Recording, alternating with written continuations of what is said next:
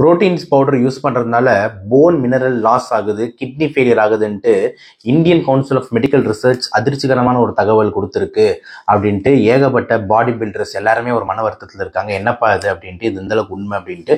Let's go.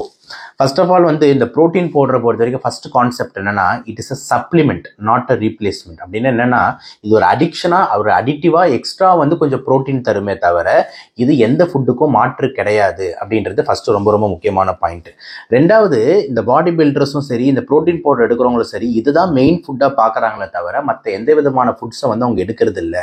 இந்த protein powder மட்டுமே எடுத்துக்கிட்டு அவங்க ஒரு காய்கறி சாப்பிட்றது இல்லை, ஒரு ஃப்ரூட்ஸ் சாப்பிட்றது இல்லை, ஒரு தேவையான ஃபேட்டு சாப்பிட்றது இல்லை, அதே மாதிரி ஒரு அரிசி வகையான கார்ப்ஸ் பெருசாக சாப்பிட்றது இல்லை. அப்படி சாப்பிடாததுனால என்ன ஆகுது அப்படின்னு பார்த்தீங்கன்னா, விட்டமின் குறைபாடு ஏற்படுது, மினரல்ஸ் குறைபாடு ஏற்படுது, கால்சியம் குறைபாடு ஏற்படுது, தேவையான ஃபேட்டி ஆசிட்ஸ் குறைபாடு ஏற்படுது, எனர்ஜி இருக்க மாட்டேங்குது.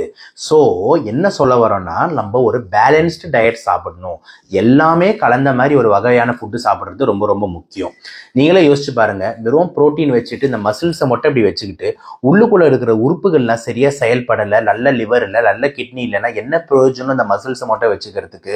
ஸோ ரொம்ப ரொம்ப இம்பார்ட்டண்ட்டு, ப்ரோட்டீன்ஸை மட்டும் நம்பாமல் ஒரு பேலன்ஸ்டு ஃபுட் ஆஃப் எல்லாமே இருக்கிற கார்போஹைட்ரேட்ஸ், விட்டமின்ஸ், மினரல்ஸ், ப்ரோட்டீன்ஸ் எல்லாமே சேர்த்து சாப்பிட்டா தான் ஆரோக்கியமாக நிறைய வருஷம் வாழலாம். ஸோ லாஸ்ட்டாக எப்படி சொல்லி முடிக்கலாம் அப்படின்னு பார்த்தீங்கன்னா, திருப்பியும் சொன்ன மாதிரி, this protein powder is just supplement, not a replacement.